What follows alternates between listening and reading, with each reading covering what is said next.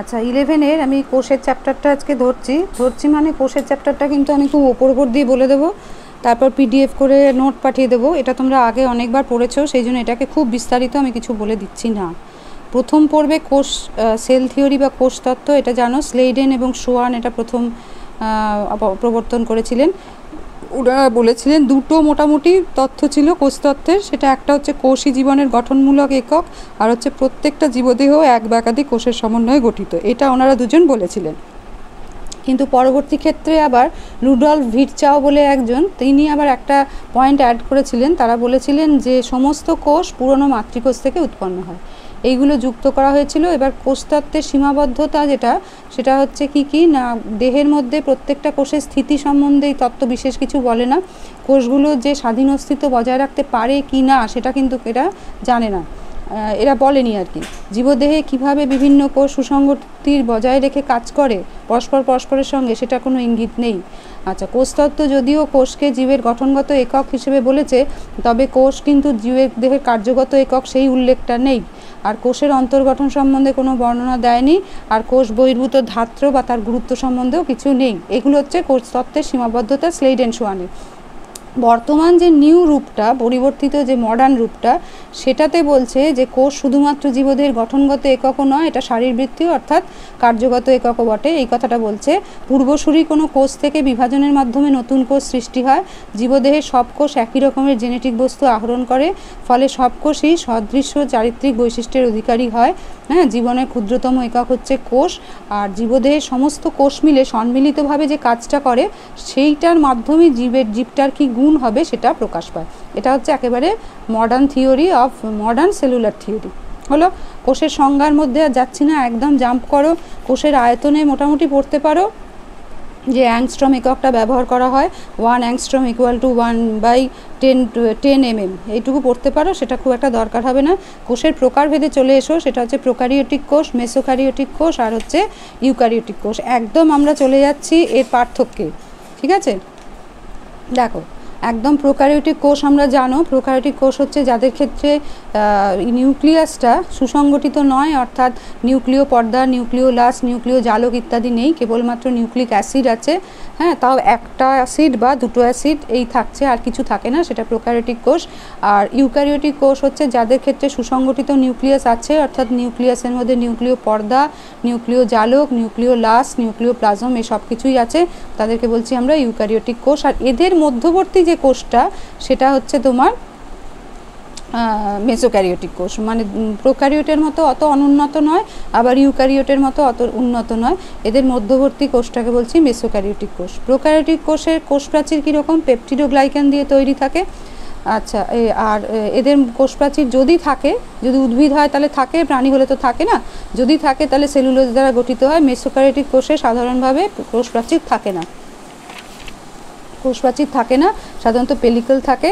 নিউক্লিয় আবরণী এর প্রোক্যারিওটের নেই, আর মেসোক্যারিওটের আছে, আর ইউক্যারিওটেরও আছে। আচ্ছা, এর জেনেটিক বস্তু হচ্ছে নিউক্লিওয়েড বা ডিএনএ আর বা আরএনএ, আর এর হচ্ছে ক্রোমোজোম, দ্বিতীয়টারও হচ্ছে ক্রোমোজোম। আচ্ছা, এদের ক্ষেত্রে ক্রোমোজোমীয় প্রোটিন হচ্ছে পলিঅ্যামাইনো জাতীয় প্রোটিন, আর এদের আম্লিক নন হিস্টোন প্রোটিন, এদেরও ক্ষারীয় হিস্টোন প্রোটিন। দেখো, এইখানটা একটা টিপিক্যাল পার্থক্য। মেসোক্যারিওটিকের হচ্ছে আম্লিক জাতীয় নন হিস্টোন প্রোটিন, আর ইউক্যারিওটের হচ্ছে ক্ষারীয় জাতীয় হিস্টোন প্রোটিন। সেন্ট্রোমিয়ার থাকে না, এটার দরকার নেই। সেন্ট্রোজোম অনুপস্থিত প্রোক্যারিওটে, মেসোক্যারিওটেও অনুপস্থিত, আর ইউক্যারিওটে প্রাণী কোষের ক্ষেত্রে উপস্থিত। কোষ বিভাজন হচ্ছে সরল দ্বিবিভাজন পদ্ধতিতে প্রোক্যারিওটের কোষ বিভাজন হয়, আর মেসোক্যারিওটেও তাই মাইটোসিস পদ্ধতিতে হয়, আর ইউক্যারিওটে সব রকম হয়, আমাইটোসিস, মাইটোসিস এবং মিওসিস। কোষীয় অঙ্গাণু, পর্দা ঘেরা কোনো কোষীয় অঙ্গাণু প্রোক্যারিওটে থাকে না। এটার ক্ষেত্রে কেবল ক্লোরোপ্লাস্ট নামক কোষীয় অঙ্গাণু থাকে মেসোক্যারিওটের ক্ষেত্রে, আর এটা হচ্ছে সব রকমের পর্দা ঘেরা কোষীয় অঙ্গাণু থাকে। আচ্ছা, রাইবোজোমের প্রকৃতি হচ্ছে, এর হচ্ছে 70S, এটার হচ্ছে 80S, এটার হচ্ছে 80S, মানে মাঝেরটার বুঝতেই পারছো, কিছু বৈশিষ্ট্য এ প্রোক্যারিওটের নিচ্ছে, কিছু বৈশিষ্ট্য ইউক্যারিওটের নিচ্ছে। আচ্ছা, এবার হচ্ছে মাইটোটিক অ্যাপারেটাস গঠিত হয় না, এটার গঠিত হয় না, এটার গঠিত হয়। আচ্ছা, আর হচ্ছে সালোক সংশ্লেষীয় বস্তু যদি থাকে তাহলে ল্যামেলির মধ্যে অবস্থান করে, আর এখানে ক্লোরোপ্লাস্ট আছে বলে আমরা আগেই জানি, আর এখানেও ক্লোরোপ্লাস্ট আছে বলে আমরা বরাবরই জানি, কারণ সমস্ত রকম সজীব অঙ্গাণু থাকে।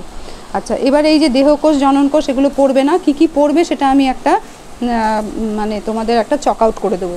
প্রোক্যারিওটিক কোষের গঠন, এটা আগে আমি যখন ভাইরাস পড়িয়েছিলাম তখন বলেছিলাম, ভাইরাস এই ব্যাকটেরিয়া পড়িয়েছিলাম, এটা আর কিন্তু আমি এখানে বলছি না।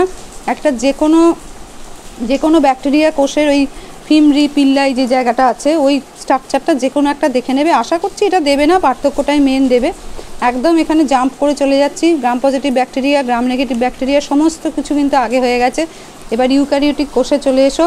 ইউক্যারিওটিক কোষের মধ্যে কোষীয় অঙ্গাণু থাকছে, নিউক্লিয়াস থাকছে, নিউক্লিয়াসও একটা কোষীয় অঙ্গাণু, কিন্তু নিউক্লিয়াস সেটার মধ্যে থাকছে, ধাত্রটা হচ্ছে তোমার প্রোটোপ্লাজম। নিউক্লিয়াস ছাড়া প্রোটোপ্লাজমের বাকি অংশটাকে বলে সাইটোপ্লাজম।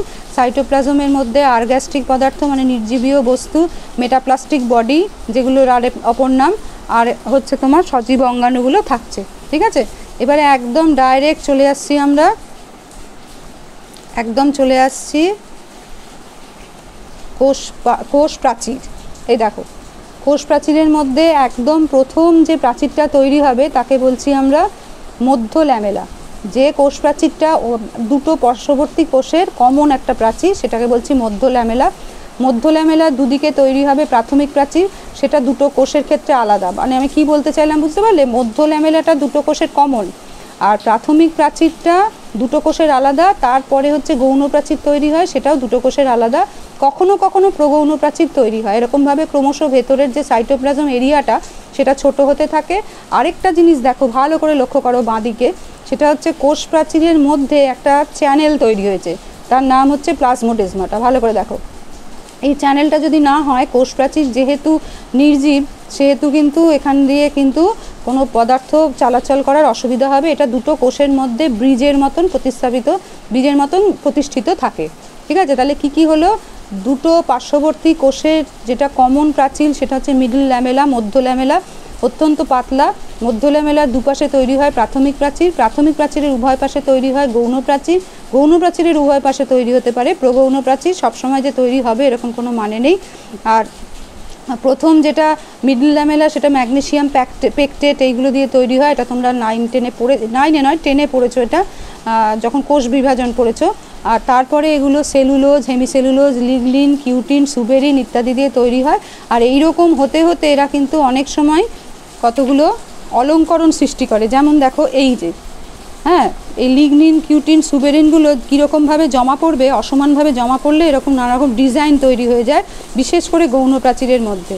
ঠিক আছে, স্থূলীকরণগুলো আমরা দেখতে পাচ্ছি। প্রথমটা দেখো বলয়াকার, তারপরেটা দেখো বি এবং সি এরা হচ্ছে সর্পিলাকার, তারপরে ডি এবং ই হচ্ছে তোমার সোপানাকার, আর এফ হচ্ছে তোমার সপার কূপযুক্ত। ভালো করে দেখো, এটা হচ্ছে বলয়াকার, এই প্রথম বি আর সি হচ্ছে সর্পিলাকার, তারপরে এই দুটো হচ্ছে তোমার সোপানাকার, তারপরে হচ্ছে কূপযুক্ত। এগুলো বিভিন্ন রকম ডিজাইন তৈরি হতে পারে।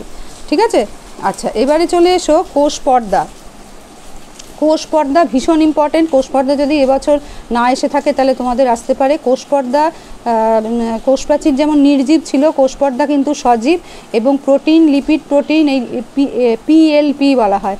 পিএলপি জাতীয়, এলপিএল এটা কিন্তু ভুল আছে, পিএলপি জাতীয় ত্রিস্তরীয় আবরণীকে একক পর্দা বলা হয়। এটাকে ইউনিট মেমব্রেন বলে।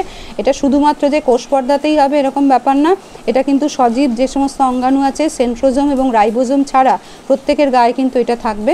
দেখো, এটা হচ্ছে রবার্টসনের ইউনিট মেমব্রেন মডেল বা একক পর্দা নকশা। এটাতে কি দেখা যাচ্ছে, বাইরে যেটা ঢেউ খেলানো দেখতে পাচ্ছ সেটা হচ্ছে প্রোটিন স্তর, বা ভেতরেও প্রোটিন স্তর, আর কতগুলো দেশলাই কাঠির মতন দেখতে পাচ্ছ। যেটা কালো পোর্শন, দেশলাই কাঠিগুলো হচ্ছে লিপিড, কালো পোর্শনগুলো হচ্ছে তোমার লিপিডের, কালো পোর্শনগুলো হচ্ছে জল বিকর্ষী নন পোলার এন্ড, আর হচ্ছে এই যে মাথাগুলো সবুজ সবুজ মাথাগুলো এগুলো পোলার প্রান্ত, এই হেডগুলো হচ্ছে জল আকর্ষী। ঠিক আছে, মুখোমুখি যে অংশগুলো রয়েছে, এই যে কালো দুটো পা, এটা হচ্ছে কালো দুটো পা, এরা হচ্ছে তোমার জল বিকর্ষী এবং নন পোলার, আর এই যে মাথাগুলো এগুলো হচ্ছে তোমার পোলার এন্ড এবং এগুলো হচ্ছে জল আকর্ষী। এটা হচ্ছে ইউনিট মডেল, মানে প্রোটিন, লিপিড, প্রোটিন মাঝখানে লিপিডের দুটো স্তর, তাহলে মানে হওয়া উচিত ছিল প্রোটিন, লিপিড, প্রোটিন, তাই তো? সেই জায়গায় আমরা প্রোটিন, লিপিড, প্রোটিন বলছি। এবং এটা কিন্তু একটু পুরাতন মডেল। এখন যেটা একদম মানে নতুন মডেল সেটা হবে সিঙ্গার নিকালসনের মডেল, অনেকগুলো মডেল পাবে, তার মধ্যে খালি ইউনিট মেমব্রেন এবং তরল মোজাইক মডেলটা পড়বে। সিঙ্গার নিকালসন বললেন এই যে মাঝখানে যে লিপিড স্তরটা ছিল সেই লিপিড স্তরটা কিন্তু ফসফোলিপিড নির্মিত। আর ওই যে প্রোটিনের বাইরের আবরণী ওরকম উনি বললেন না। দেখুন প্রোটিনগুলো কিভাবে রয়েছে, এটা মাঝখানেরটা হচ্ছে অন্তঃস্থ প্রোটিন, এটা হচ্ছে পরিধিস্থ প্রোটিন। এবারে দেখো এই যে প্রোটিনগুলো এবং প্রোটিনগুলোর সঙ্গে সঙ্গে কতগুলো দেখো মাথায় শাখা প্রশাখা কতগুলো রয়েছে, এগুলো হচ্ছে গ্লাইকোপ্রোটিন, মানে টোটালটা গ্লাইকোপ্রোটিন। তার মানে হচ্ছে গ্লাইকো মানে হচ্ছে শ্বেতসার, প্রোটিনের সঙ্গে শ্বেতসার যুক্ত রয়েছে। এই যে প্রোটিনটা একদম এখান থেকে এখানে থাকবে এটাকে বলা হয় ট্রান্স মেমব্রেন প্রোটিন, মানে পুরো মেমব্রেনটাকে পুরো মানে পুরো ক্রস করে রয়েছে। এইখানে যেটা রয়েছে সেটাকে বলা হয় চ্যানেল প্রোটিন, এর মাঝখান দিয়ে একটা সুড়ঙ্গ রয়েছে, ঠিক আছে। আর এইখানে কোলেস্টেরল এগুলো কিছু থাকবে। আর প্রোটিনের সঙ্গে যেমন গ্লাইকোপ্রোটিন আছে, প্রোটিনের সঙ্গে শ্বেতসার আছে, তেমনি গ্লাইকোলিপিডও আছে, ঠিক আছে। এবং এই প্রোটিনের সঙ্গে কিন্তু তোমার মানে প্রোটিনের সঙ্গে তোমার লিপিডও যুক্ত থাকতে পারে। এই মডেলটাকে বলা হয় ভাসমান স্তরের মডেল, অর্থাৎ এদের মধ্যে সবসময় এটাকে বলা হচ্ছে ফ্লুইড মোজাইক মডেল, যেন সমস্ত এই সমুদ্রটা ফসফোলিপিডের আর প্রোটিনগুলো যেন হিমশৈলের মতন ভাসছে। হ্যাঁ, এবং এদের সবসময় বলছে যে এই লিপিড অণুগুলো সত্যি সত্যিই নিজেদের মধ্যে স্থান পরিবর্তন করছে। এই সঞ্চালনকে বলা হয় ফ্লিপ ফ্লপ সঞ্চালন।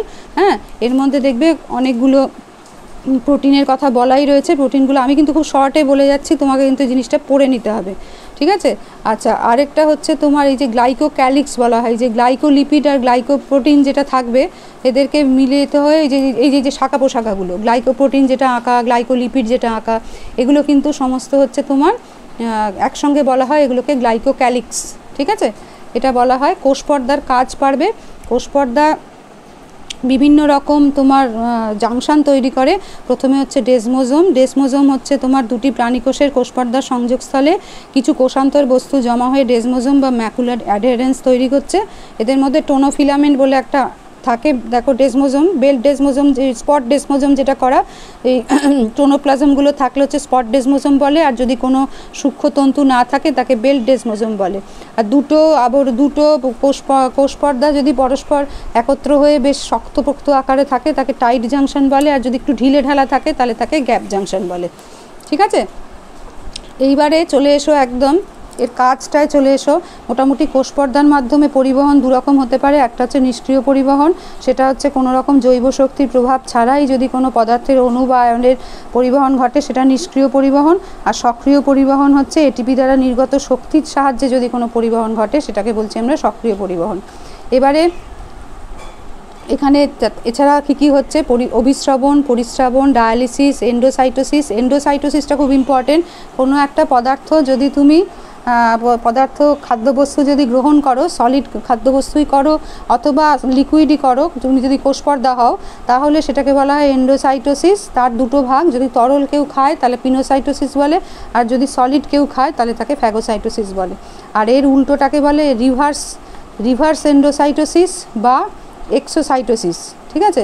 আর রেচন পদার্থকে বা বর্জ্য পদার্থকে বাইরে বের করে দেওয়াকে বলে এমিওসাইটোসিস। এই সবকটাই সম্ভব হয় কোষপর্দার সাহায্যে। আচ্ছা, কোষপর্দা কোষপ্রাচীরের পার্থক্য কি? কোষপর্দা সজীব, কোষপ্রাচীর নির্জীব। কোষপর্দা সমস্ত সজীব কোষে থাকবে, কোষপ্রাচীর কেবলমাত্র উদ্ভিদ কোষে থাকবে। কোষপর্দা ভীষণ সূক্ষ্ম মানে পাতলা, কোষপ্রাচীর কিন্তু মোটা। কোষপর্দা লাইপোপ্রোটিন দিয়ে তৈরি, কোষপ্রাচীর কিন্তু প্রধানত সেলুলোজ, এছাড়াও হেমিসেলুলোজ, লিগনিন, কিউটিন, সুবেরিন এসব দিয়ে তৈরি। কোষপর্দার মধ্যে মাইক্রোভিলাই থাকে, কোষপ্রাচীরের মধ্যে মাইক্রোভিলাই থাকে না। কোষপর্দা প্রভেদক ভেদ্য বা পছন্দমূলক ভেদ্য, আর কোষপ্রাচীর হচ্ছে পূর্ণভেদ্য। কোষপর্দা হচ্ছে স্থিতিস্থাপক, কোষপ্রাচীর হচ্ছে অস্থিতিস্থাপক, ঠিক আছে। ফ্যাগোসাইটোসিস এবং পিনোসাইটোসিস পদ্ধতিতে সক্ষম কোষপর্দা, কোষপ্রাচীর কিন্তু কোনো রকম সক্ষম নয়।